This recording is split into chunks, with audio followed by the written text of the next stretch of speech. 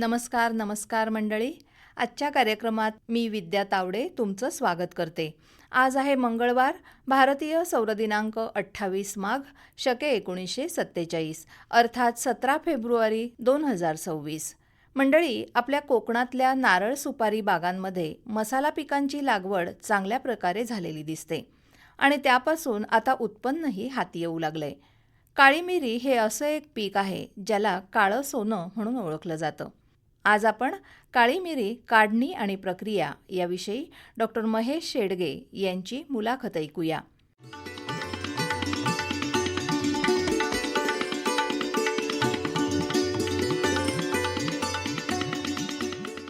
नमस्कार नमस्कार शेतकरी मित्र हो, आपण पाहतो की आपल्या कोकणामध्ये असलेल्या नारळ सुपारीच्या बागांमध्ये आता मोठ्या प्रमाणावर काळी मिरी हे पीक घेतलं जातंय. आपल्या कोकणामधलं हे अतिशय महत्त्वाचं असं पैसा मिळवून देणारं पीक म्हटलं तरी वावगं ठरणार नाही. या काळी मिरीची काढणी आणि प्रक्रिया नेमकी शास्त्रोक्त पद्धतीने कशी करायची आहे याविषयीच आज आपण माहिती घेणार आहोत.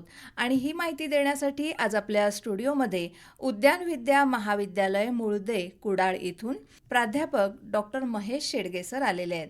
त्यांच्याकडूनच आज आपण ही माहिती घेऊया. सर नमस्कार. नमस्कार सर, सुरुवातीला काळी मिरीचं आहारातलं नेमकं महत्त्व काय आहे ते सांगा. काळी मिरीचं आहारातील महत्त्व बघितलं तर आपल्या कोकणातील आहारामध्ये दर दिवशी आपण काळी मिरीचा आहारामध्ये वापर केला जातो. याचं मुख्य वैशिष्ट्य म्हणजे काळी मिरी जी मसाला पिकं जी आहेत ती आपल्याला जे अन्न पदार्थ आहे ते शिजवण्यामध्ये वापरतो त्याचं म्हणजे नासू नये म्हणजे त्याच्यामध्ये पायप्रिन ओलिओरेजिन हे जे घटक आहेत त्याच्यामुळे ते ॲज अ प्रिझर्वेटिव्ह म्हणून काम करतात आणि जो स्वाद आहे आपल्या आहाराचा तो वाढवतात आणि पाचक म्हणून काम करतात.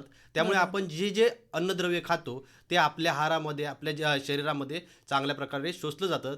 त्यामुळे पचनक्रिया सुधारते, आपल्या शरीरातील चरबी कमी होते, त्याच्यामध्ये पोटॅशियम असतं, त्याच्यामुळे आपलं रक्तदाब वगैरे कमी होतो. काळी मिरीची लागवड यासाठी हवामान आणि जमीन नेमकी कशी असायला हवी? मॅडम, आपण बघितलं तर जगामध्ये ब्राझील, व्हिएतनाम, इंडोनेशिया आणि भारत हे मोठ्या प्रमाणात उत्पादन करणारे देश आहेत.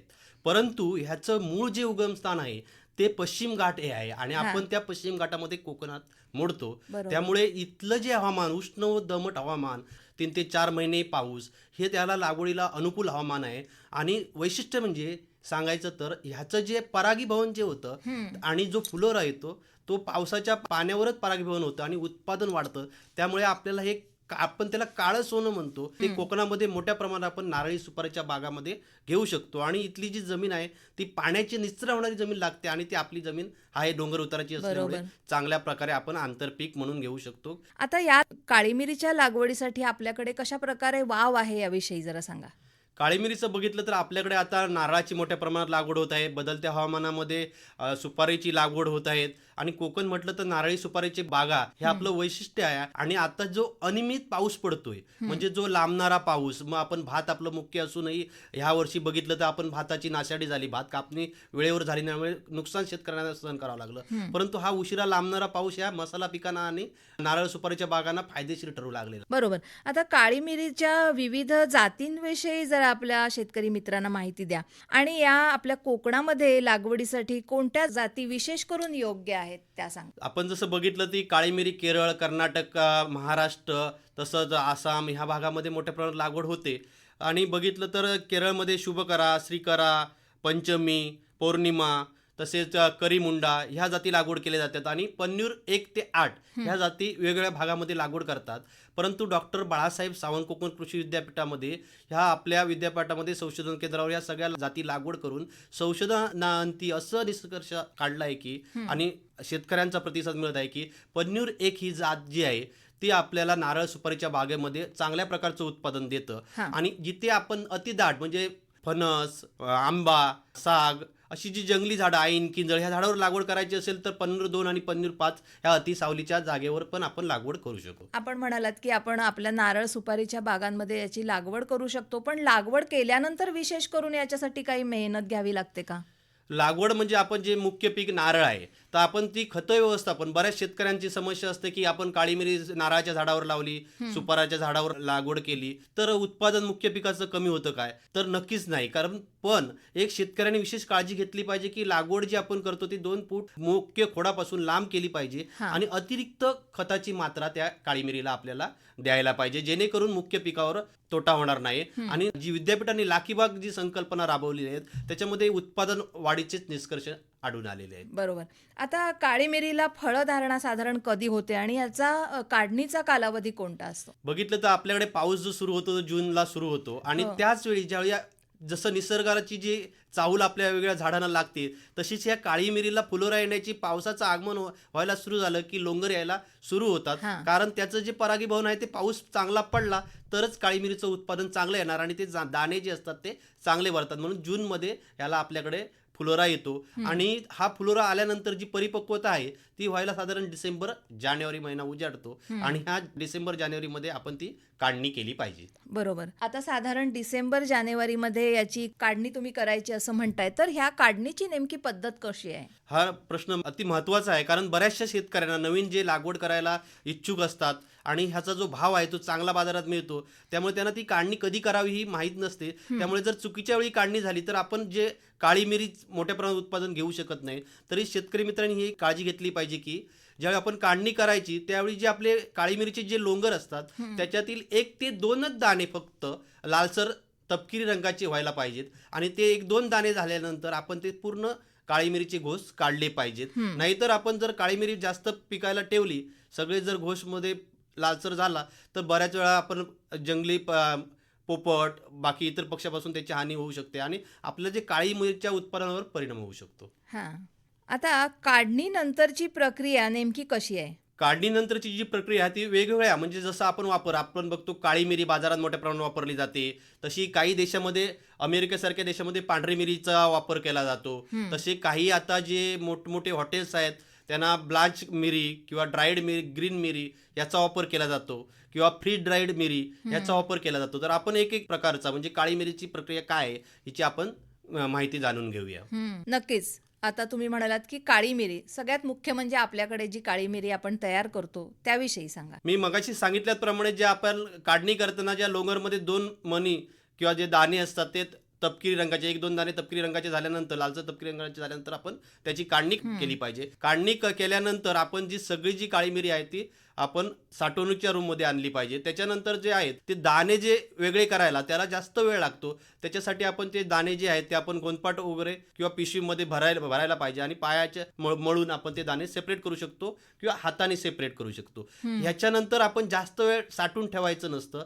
तर आपण पुढची जी प्रक्रिया आहे ती अति महत्त्वाची आहे. आपण ते जे दाणे काढलेले असतात ते कॉटनच्या कापडामध्ये बांधायचे, पुंजका बांधायचा. तत्पूर्वी आपण पाणी उकळत ठेवायचं, टोपामध्ये पाणी उकळत ठेवायचं. उकळत्या पाण्यामध्ये जे आपण पुंजका बांधलेला असतो काळी मिरीचा तो 2 ते 3 मिनिटं आपण त्या पाण्यामध्ये बुडवून ठेवायचा आणि बुडवून ठेवल्यावर साधारण काळसर रंग यायला सुरू होतो आणि तो 2 ते 3 मिनिटच बुडून आपण बाहेर काढला पाहिजे. बाहेर काढल्यानंतर आपण परत तो पसरून ठेवला पाहिजे. थोडा वेळ पसरवल्यानंतर दुसऱ्या दिवशी किंवा त्याच दिवशी आपण उन्हामध्ये वाळवलं पाहिजे. 3 ते 4 तास वाळवलं पाहिजे आणि ही जी प्रक्रिया आहे ती आपल्याला पुढे 3 ते 4 दिवस करावं लागेल, जेणेकरून चांगला काळा रंग तयार होईल आणि त्याच्यातलं जे पाण्याचं प्रमाण निघून जाईल आणि आपण ती काळी मिरी साठवणुकीसाठी आणि विक्रीसाठी योग्य होईल. बरोबर. आता हे झालं काळी मिरीविषयी. आता हिरव्या मिरीविषयी जरा सांगा. हिरवी मिरी जी आहे ती पाश्चात्य देशामध्ये त्याचा मोठ्या प्रमाणात मागणी असते. आपण त्याच्यामध्ये 2-3 प्रकारे साठवून ठेवू शकतो. हिरवी मिरी जी आहे ती आपण पहिली काळी मिरीची काढणी करतो त्यावेळी अपरिपक्व अवस्थेमध्ये आपण त्याच्यापूर्वी म्हणजे रंग बदलायच्या अगोदर आपण ते काढणी सुरू केली पाहिजे आणि जे आपण घोस काढतो ते आपण वेगवेगळ्या प्रकारे म्हणजे मिठाच्या द्रावणात आपण साठवून ठेवू शकतो. जो रंग आहे तो हिरवा रंग तांबूस किंवा काळपट होता म्हणून आपण 20% मिठाच्या द्रावणात काही ठिकाणी साठवून ठेवली जाते. तसंच काही फ्रीज -°C टेम्परेचरला फ्रीज ड्राईड केली जाते आणि काही वेळा डिहायड्रेटेड म्हणजे जशी आहे ते नियंत्रित तापमानामध्ये त्याच्यातलं पाणी काढून आपण ती वाळवली जाते आणि सल्फरिंग जी ब्लांचिंग ट्रीटमेंट म्हणजे सल्फरिंग जी ट्रीटमेंट असते ती दिली जाते जेणेकरून तो हिरवट रंग टिकून राहतो. अशा प्रकारे आपण हिरवी मिरी टिकू शकतो आणि आपण विक्रीसाठी वापरू शकतो. बरोबर. काळी मिरी झाली, हिरवी मिरी झाली. आता पांढऱ्या मिरीविषयी तुम्ही मगाशी बोललात त्याविषयी जरा सांगा. पांढरी मिरी जी आहे ती आपण पहिले 2 प्रकार बघितले. पहिल्या याच्यामध्ये आपण 1 ते 2 मणी किंवा दाणे जे आपण तांबूस झाल्यावर काढतो. दुसऱ्या याच्यामध्ये आपण पूर्ण हिरवट लोंगर काढतो. तर तिसरी जी पद्धत आहे, जी पांढरी मिरी करायची पद्धत आहे, ती पहिल्या प्रक्रियेसारखीच आहे. फक्त काढणीची पद्धत वेगळी आहे. याच्यामधचे सगळे दाणे तांबूस झाल्यानंतरच आपण ते काढतो. काढल्यानंतर ज्यावेळी आपण पहिलं जसं गोंदपाटामध्ये भरून आपण मळणी करून किंवा हाताने आपण दाणे सेपरेट करतो आणि जी उकळायची जी प्रक्रिया आहे ती फक्त जे आपण काळी मिरी करताना 2 ते 3 मिनिट आपण बुडवून ठेवतो मस्लिन क्लॉथमध्ये बांधून. ती आपण इथे जी आपण पांढऱ्या मिरीसाठी काढतो ती आपण कॉटन कपड्यामध्ये बांधून 15 ते 20 मिनिट बुडवून ठेवायची असते आणि त्याच्यानंतर त्या उकळत्या पाण्यामधून काढायची असते. नंतर पसरवायची असते. आता मोठ्या प्रमाणात जिथे उत्पादन होतं त्यावेळी जी वरची जी साल असते ती ह्या पांढऱ्या मिरीमध्ये काढून टाकली जाते. ह्याच्यासाठी आपण काही ठिकाणी पल्परचा वापर केला जातो. नाहीतर हाताने ती साल काढली जाते. त्याच्यानंतर पाण्यात धुतली जाते आणि वरची कुठेही साल राहू नये म्हणून ब्लिचिंग पावडरच्या द्रावणामध्ये धुवून काढली जाते. परत पुन्हा पाण्यामध्ये स्वच्छ केली जाते आणि वाळवली जाते. ह्यालाच पांढरी मिरी म्हणतात आणि ह्याचा पण मोठ्या प्रमाणात मागणी याची पण बाजारामध्ये आहे. बरोबर. आता अशा प्रकारे तयार केलेल्या काळी मिरीला साधारण उत्पादन किती मिळतं? साधारण उत्पादन जे आहे ते आपण प्रति झाड आपण बघितलं, सुपारीच्या झाडावर लागवड केली तर आपल्याला 3 ते 4 किलो वाळवलेली मिरी मिळते. ह्याचं जे वाळवणीचं मिरीचं मिळण्याचं प्रमाण जे आहे तर ते जवळजवळ 35 ते 37% आपल्याला रिकव्हरी भेटते. म्हणजे वजनाच्या फ्रेश असतं त्याच्या 35 ते 37% रिकव्हरी भेटते काळ्या मिरीमध्ये. आणि पांढऱ्या मिरीमध्ये आपण साधारण 100 किलो भेटले तर 25 किलो आपल्याला पांढरी मिरी भेटते, कारण आपण त्याच्यामध्ये ती साल काढून टाकतो. असं त्याचं गुणोत्तर आहे उत्पादन. आणि साधारण हेक्टरी जे उत्पादन आहे ते आपल्याकडे बघितलं तर लागवडकालीन क्षेत्रामध्ये भारताचा 1 नंबर आहे जगामध्ये. 46% लागवड काळी मिरीची भारतामध्ये आहे. पण जो उत्पादनाचा जो वाटा आहे तो आपला 26 ते 30%च आहे. बाकी जे उत्पादकता आहे ती ब्राझील, व्हिएतनाम आपल्या पुढे आहे 1 नंबरला उत्पादनाच्या बाबतीत. पण आपल्याला हे जर चांगलं उत्पादन घ्यायचं असेल आणि आपण मार्केटमध्ये मोठ्या प्रमाणात अर्थार्जन करायचं असेल तर आपल्याला लागवडीचं व्यवस्थापन चांगल्या प्रकारे करायला पाहिजे. आणि हे जे आहे ते आपल्या भारतातील हवामान लागवडीसाठी योग्यच आहे. आणि आपल्याकडे जे उत्पादन आहे ते साधारण आपल्याकडे 600 ते 1000 किलो आपल्याकडे उत्पादकता प्रति हेक्टरी आहे काळी मिरीची. बरोबर. अशा प्रकारे चांगल्या पद्धतीने सुकवलेली जी काळी मिरी आहे त्याची साठवणूक कशी करणं गरजेचं आहे? जसं आहे जी मसाला पिकं जी आहेत जसं जसं आपण साठवतो तशी तशी त्याची किंमत वाढत जाते. म्हणजे हे नाशवंत नाही, कारण इतर जे खराब होणारं प्रिझर्वेटिव्ह म्हणूनच आपण खराब होणाऱ्या धान्यासाठी वगैरे आपण वापरतो, अन्नपदार्थामध्ये वापरतो. त्यामुळे आपण जास्त काळ जरी टिकवली फक्त हवा बंद किंवा पॅक बंद करून आपण ते टिकू शकतो. आणि जेवढं जसं हे काळं सोनं जसं जसं जास्त दिवस जातील तसं तसं आपल्याला चांगलं अर्थार्जन मिळू शकतं. साधारण बाजारामध्ये आता 600 ते 800 किलो प्रति वाळवलेल्या काळी मिरीचा दर आहे. बरोबर. म्हणजे जसं तुम्ही म्हणालात की इतर जे फळबाग लागवडीची आपली उत्पादनं असतील ती नाशिवंत असतात, पण मसाला पिकं ही चांगला पैसाही मिळवून देतात आणि त्याचा टिकाऊपणा हा खूप जास्त कालावधीचा असतो, नाही का? नक्कीच. कारण आता आपण बघितलं तर आपण भारत देश हा अन्नधान्याने स्वयंपूर्ण झालेला आहे आणि आता आपण जो कल आहे तो नैसर्गिक शेतीकडे वळत आहे.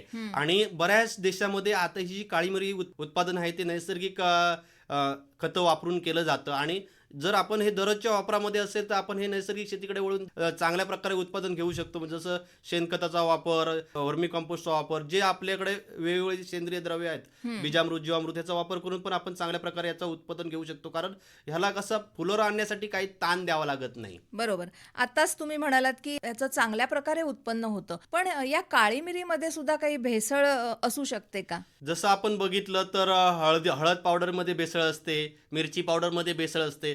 तर काही ठिकाणी हे जे काळी मिरीमध्ये पपयाच्या बिया पण वापरल्या जातात. कारण वाळल्यानंतर पपईची बिया आणि काळी मिरी सारखीच असते.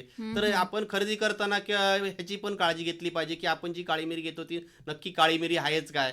तिखटपणा जो आहे ह्याच्यामध्ये जे पायपरीन आहे ते तिखटपणाचा ह्याच्यामुळे टिकून राहतो. तर आपण एखादंच टेस्ट करून बघितलं तर ते आपल्याला कळू शकतं की तिखट आहे की नाही. बरोबर. आत्ताच आपण सगळ्या या काळी मिरीच्या उत्पादनाविषयी बोलतोय, पण या बदलत्या हवामानाचा काळी मिरीवर काही परिणाम होतो का? जो आपल्याकडे आता पाऊस जूनमध्ये सुरू होतो तो कधी कधी नोव्हेंबर डिसेंबरमध्ये चालू राहतो.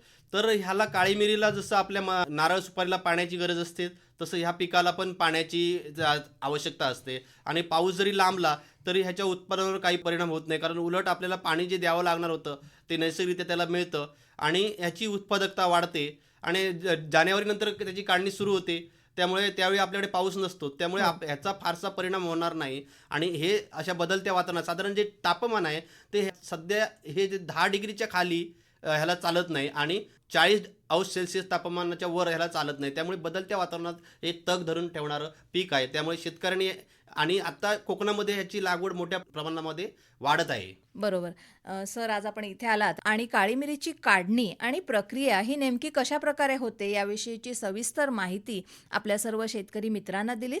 त्याबद्दल आकाशवाणीतर्फे आणि सर्व शेतकरी मित्रांतर्फे मी आपले आभार मानते. धन्यवाद. धन्यवाद शेतकरी मित्र.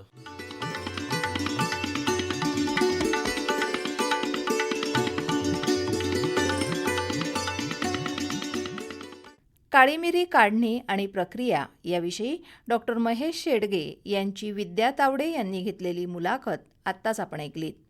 मंडळी, सध्या आपण बघतो की नागली अर्थात नाचणीला तसंच वरी या पिकांना आहार मूल्याच्या दृष्टीने फार महत्त्व प्राप्त झालंय. या नागलीच्या सुधारित जातींविषयीच आज आपण माहिती घेणार आहोत. तेव्हा ऐकूया नागली आणि वरीच्या सुधारित जाती याविषयी डॉक्टर रमेश कुणकेरकर यांच्या रुचा गद्रे यांनी घेतलेल्या मुलाखतीचा भाग दुसरा.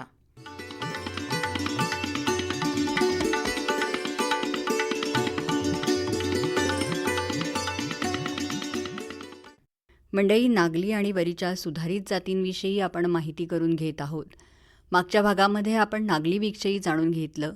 आज याविषयी अधिक माहिती आपण घेणार आहोत आणि ही माहिती देण्यासाठी आपल्या इथे डॉक्टर बाळासाहेब सावंत कोकण कृषी विद्यापीठ दापोली इथे जो कृषी वनस्पती शास्त्र विभाग आहे या विभागाचे विभाग प्रमुख डॉक्टर रमेश कुणकेरकर सर आलेले आहेत. नमस्कार सर. नमस्कार. सर, आता या नागली पिकाची जी काढणी आहे ती कशी केली जाते? हे पीक काढणं पण म्हणजे महत्वाचे, कारण कसं बरोबर, आपण पिकाची भाताचं पीक कापणं काढणी आणि महत्त्वाची नागलीचं असते. काढणं, तर त्याच्यासाठी पण त्याची कणसं जी आहेत ती पक्व झाल्यावर तुम्ही कापून घ्यावी आणि ती तुम्ही म्हणजे काठीच्या सहाय्याने किंवा म्हणजे बैलाच्या सहाय्याने मी झोडून घ्यावी. हां, किंवा आमचं जे कोकण कृषी विद्यापीठाने जे तयार केलेलं नाचणी मळणी यंत्र आहे तर त्याचाही शेतकरी म्हणजे वापर करतात की जेणेकरून तुमची मळणी ही म्हणजे सुलभ होईल. बरोबर. आणि चांगलं दाणे तुम्हाला मिळतील. बरोबर. तर आता नाचणीविषयी जाणून घेतलं. नाचणीच्या बरोबरीनेच वरी हे देखील आपल्या कोकणातलं एक महत्त्वाचं पीक आहे. तर या वरीच्या कोणत्या सुधारित जाती विकसित केलेल्या आहेत? तर जर आपण बघितलं की वरी जी आहे आपल्या कोकणामध्ये ही स्थानिकच जाती बरेच शेतकरी म्हणजे बांधव घेतात, हो. तर त्याच्यामध्ये तसं म्हणजे मोठं संशोधन कार्य म्हणजे झालेलं नाही. पण ह्या पिकाचं म्हणजे महत्त्व लक्षात घेऊन डॉक्टर बाळासाहेब सावंत कोकण कृषी विद्यापीठाने ह्या पिकावर संशोधन म्हणजे सुरू केलं आणि संशोधन सुरू करून त्यांनी याच वर्षी हा जो जॉईंट ॲग्रोस्को ज्याला आपण म्हणतो तर त्या ठिकाणी ही जात जी आहे म्हणजे वरीची जात ही कोकण सात्विक म्हणून वरी ही वितरित केलेली आहे. ही जी जात आहे ही जरी बारीक दाणा असला तरी जवळ 20 ते 25 क्विंटल पर्यंत ह्याची म्हणजे उत्पादकता आहे. आणि ह्या जातीचे जे आम्ही प्रयोग कोकणामध्ये घेतले, महाराष्ट्रामध्ये घेतले, देशामध्ये घेतले, देशाच्या प्रयोगामध्ये पण ह्या जातीनं म्हणजे चांगलं उत्पादन दिलेलं आहे आणि म्हणून ही जात देश पातळीवर प्रसिद्ध म्हणजे होऊ शकेल आणि ही न लोळणारी आहे. त्यानंतर ही कीड व रोग म्हणजे प्रतिकारक आहे आणि पाण्याचा ताण सहन करणार की समजा आपल्याला आता दिसतं की कोकणामध्ये की कधी पाऊस खूप पडतो पण बरेच वेळा 8 ते 10 दिवस गॅप होते, मग त्यावेळी पण ही जी जात आहे ही ताण सहन करते आणि ह्याचं जी भाकरी आहे भाकरी खूप चांगल्या प्रकारे होते किंवा उपवासाला जे काही आपण म्हणजे पदार्थ बनवतो तर त्यामध्ये ही जातीचं खूप म्हणजे म्हणूनच त्याचं नाव बहुतेक सात्विक असं ठेवलेलं आहे. उपवासाला आपण कोकणामध्ये बघतो की बरेचसे उपवास आहेत तर त्यासाठी ही म्हणजे खूप चांगल्या प्रकारची जात आपण कोकण कृषी विद्यापीठाने दिलेली आणि ही निमगर्भी आहे आणि ह्याचा जो कालावधी हा चांगला आणि ह्याची उंची कमी आहे पण कडीच मात्र लांब आहे आणि प्रत्येक कणसामधले जे दाणे आहेत तर ते जास्त आहेत आणि त्यामुळे ही जात पण लोकांनी जास्तीत जास्त याची लागवड करावी आणि ही पण म्हणजे लोकप्रिय होईल. कारण जर आपण कोकणाचा जर विचार केला तर ही जी म्हणजे भरडधान्य आहेत नागली म्हणा किंवा वरी म्हणा ही पालघर जिल्ह्यामध्ये जवार मोखाडा ह्या भागामध्ये पण म्हणजे खूप प्रमाणात म्हणजे आदिवासी भागामध्ये याची लागवड मोठ्या प्रमाणात केली जाते आणि ह्या जातीचं आम्ही प्रात्यक्षिक नागरगोजे तालुका जव्हारमध्ये घेतलं, त्या प्रात्यक्षिकाला मी प्रत्यक्ष आम्ही भेट दिली. त्यावेळी तिथला जो शेतकरी वर्ग होता, तर तो शेतकरी वर्ग ही जातीची लागवड बघून किंवा त्याचं उत्पादन बघून तो एकदम म्हणजे प्रफुल्लित झाला आणि त्यांनी आज असं सांगितलं की आम्ही दरवर्षी ह्या जातीची म्हणजे लागवड करू. आणि म्हणून शेतकऱ्यांना ही वरी, नागली ह्या जातीची सुधारित जातींची म्हणजे खूप म्हणजे गरज आहे. आणि खास म्हणजे वरी पिकासाठी आम्ही ही जात म्हणजे निर्माण केलेली आहे आणि म्हणजे प्रसारित केलेली आहे. आता तुम्ही मगाशी बोलताना म्हणालात की बांधावर ही वरीची लागवड आपल्याकडे शेतकरी मोठ्या प्रमाणात करतात, पण आत्ताची जी ही आपली कोकण सात्विक जात आहे, तर त्याची लागवड सुद्धा शेतकऱ्यांनी बांधावर करावी का विशिष्ट क्षेत्र घेऊन त्यावरती केली तर ती फायद्याची होऊ शकते? आता कसं होतंय की आपण जर बघितलं की वरी जी आहे ही आपण घरगुती वापरासाठी जास्त, पण जर आपल्याला त्याची जी मागणी आहे किंवा उपवासासाठी जी मागणी आहे किंवा त्याचं जे काही म्हणजे पौष्टिक म्हणजे मूल्यतावर्धन आहे त्यासाठी जर आपण बघितलं तर त्याची शेतामध्ये लागवड जर आपण जास्तीत जास्त केली तर आपल्याला त्याचं जास्तीत जास्त म्हणजे उत्पादन म्हणजे मिळू शकेल. कारण कोकणामध्ये काय होतं की भात खाचर आहेत त्याच्या बांधावर फक्त घेतात, म्हणजे तो एरिया जो आहे जे क्षेत्र आहे ते कमी आहे. पण जर समजा ह्या जातीचं आपण जास्तीत जास्त क्षेत्र वाढवलं त्यासाठी आपल्याला ही जी आहे ते त्याचं वेगळं शेत की ज्या ठिकाणी वर्कस जागा आहे तर त्याच ठिकाणी हे जातीचं आपण जर लागवड केली तर आपल्याला त्या शेतापासून जास्त म्हणजे जी म्हणतो की मागणी आहे. आज बऱ्याचशा म्हणजे शहरामध्ये ह्या पिकाला खूप मागणी आहे किंवा आता लोक कसं आहेत की हेल्थ कॉशियस आहेत, त्यांना ते पाहिजे आहे कारण तर त्यासाठी ते जास्त करा. आणि मला वाटतं की बऱ्याच मॉलमध्ये ह्याला जास्त पैसे देऊन लोक घेत आहेत. बरोबर, म्हणजे सध्याचं जे लोकांची बदललेली मानसिकता आहे त्याचा फायदा शेतकऱ्यांना मिळू शकतो. त्यामुळे त्यांनी कुटुंबापुरतं मर्यादित उत्पन्न न घेता व्यापारी दृष्टिकोन ठेवणं याबाबतीत गरजेचं आहे. किंवा त्याच्यातून काही म्हणजे चांगले उद्योग कसे निर्माण होतील आणि त्या उद्योगासाठी लागणारा जो कच्चा माल आहे तो काही शेतातच पिकतोय, तो काही पिकणार नाही. आणि म्हणून मोठ्या प्रमाणात त्याची लागवड की ज्या ठिकाणी समजा नागलीचं क्षेत्र आहे किंवा भाताचं वर्कर क्षेत्र आहे ते थोडं कमी करून याची लागवड केली तर त्याचं आर्थिक गणित हे नक्की म्हणजे बदलणार आहे. बरं, लागवड करताना कशा पद्धतीने ती केली पाहिजे? ह्याचंही जर आपण म्हणजे जर बघितलं तर वरीमध्ये आपण बघतो की ह्याचं पण रोपवाटिका जर आपण तयार केली तर निश्चितपणे आपल्याला त्या ठिकाणी त्याची वाढ चांगली झालेली दिसते. आणि म्हणून गादी वाफ्यावर याची रोपवाटिका तयार करावी. रोपवाटिकेमध्ये पण प्रतिगुंठ आपण जसं सांगितलं तसं शेणखत, कंपोस्ट खत किंवा गांडूळ खत किंवा जे तुमच्याकडे उपलब्ध आहे तर ते तुम्ही द्या.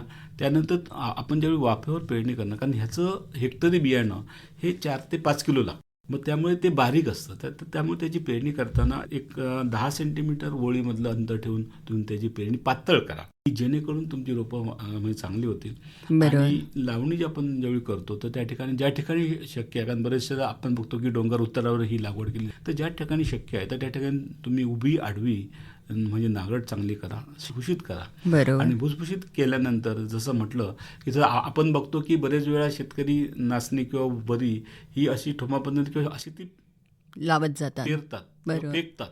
तर त्यापेक्षा जर 30x15 ह्याची जर लागवड केली तर आपल्याला लक्षात येईल की एका हेक्टरला 3,33,333 त्याचं प्लांट पॉप्युलेशन होईल. आणि त्यामुळे आपल्याला जे उत्पन्न आहे ते मिळेल, जे आम्ही सांगतोय की 18 ते 20 क्विंटल ते आपल्या म्हणजे. आणि खताचं व्यवस्थापन फार म्हणजे महत्वाचं आहे. कारण ह्या पिकाला जर आपण बघतो की बरेच लोक खत देत नाहीत. जर आपण ह्याला म्हणजे खत दिलं तर साधारणपणे ह्यासाठी 40 किलो नत्र आणि 20 किलो स्फुरद एवढं म्हणजे कमी म्हणजे खत लागतं. ते जर आपण समजा 40 किलो नत्र आहे त्याचा निम्मा हप्ता जर आपण लावणीच्या वेळी दिला आणि निम्मा हप्ता 30 दिवसांनी दिला आणि जे तुमचं स्फुरद आहे ते एका वेळी म्हणजे पहिलं दिलं तर त्या ठिकाणी आपल्याला ह्या ठिकाणी चांगलं उत्पन्न मिळतं.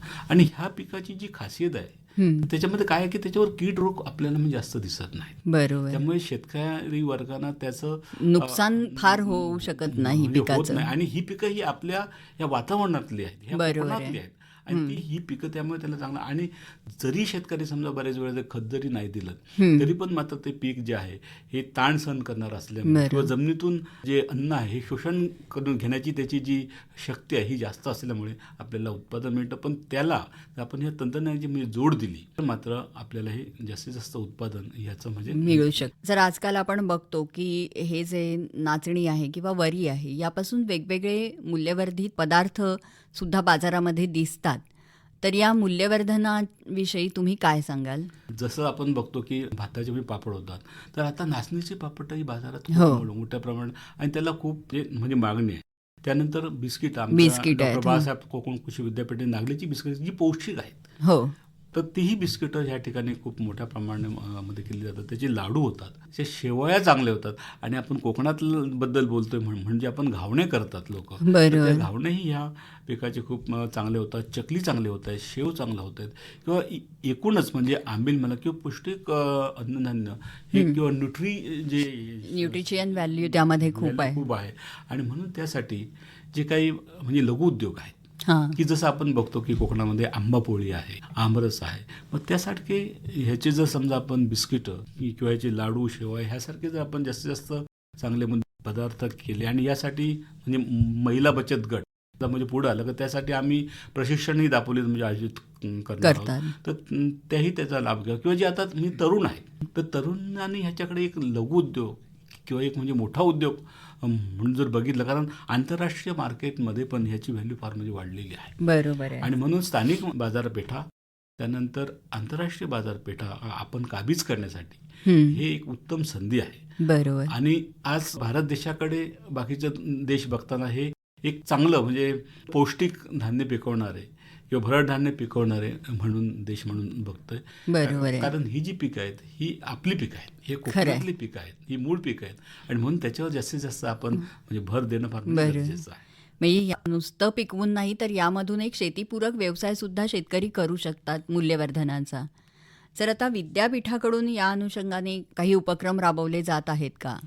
हो, आमचे तर जे प्रयत्न आहेत की कोकणामधली जी शेती आहे, मग ती भात शेती असो किंवा ही तृणधान्य असो किंवा ही भरड धान्य असो, त्याचं जास्तीत जास्त त्यामध्ये शोषण व्हावं, ते शेतकऱ्यांपर्यंत पोहोचावं, त्याचा चांगल्या प्रकारे विस्तार व्हावा, बरोबर. हे कोकण कृषी विद्यापीठ किंवा सातत्याने करत आहे. जे शेतकऱ्यांकडे स्थानिक वाण आहेत, आज बऱ्याचशा शेतकरी नाचणी, वरी, कांग असतील तर त्याचे वाण त्यांच्याकडे आहे, तर त्या वाणांचं एक स्पर्धा आम्ही त्या ठिकाणी घेतोय की जेणेकरून ते जे स्थानिक वाढतं की त्याच्यामध्ये पण काही खूप मोठे म्हणजे वैशिष्ट्य आहेत, तर त्या वैशिष्ट्यावर आपण म्हणजे भर देऊ शकतो किंवा ती आपण जात म्हणून निर्माण करू शकतो. कारण आता बदलच्या वातावरणामध्ये जे काही शेतकऱ्यांकडे स्थानिक जनुक आहेत किंवा जे काही म्हणजे वाण आहेत तर ते वाण हे भविष्याच्या दृष्टीने खूप म्हणजे उपयुक्त होऊ शकतील. बरोबर. आणि म्हणून त्यासाठी आम्ही स्थानिक वाण म्हणजे जतन करणं हा एक घेतलेला आहे. त्यानंतर आमच्या ह्या ज्या जाती आहेत त्या जातींचं आम्ही प्रात्यक्षिक हे डॉक्टर बाबासाहेब कोकण कृषी विद्यापीठाच्या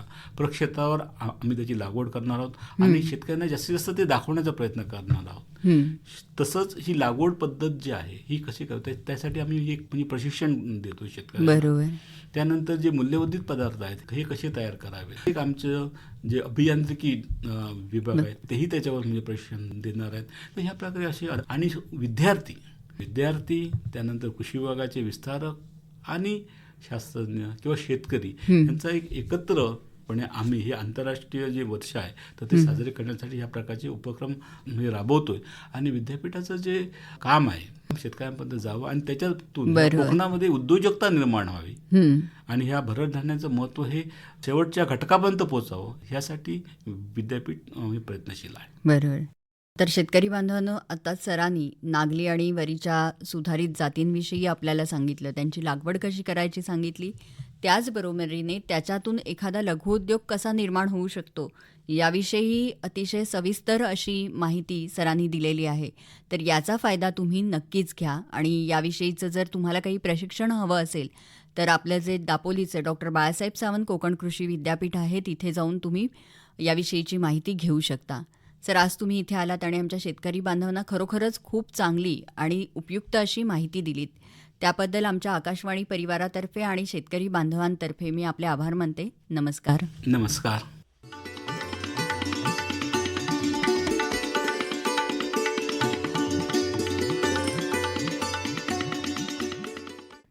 नागली आणि वरीच्या सुधारित जाती ही डॉक्टर रमेश कुणकेरकर यांची ऋचा गद्रे यांनी घेतलेली मुलाखत आत्ताच आपण ऐकलीत.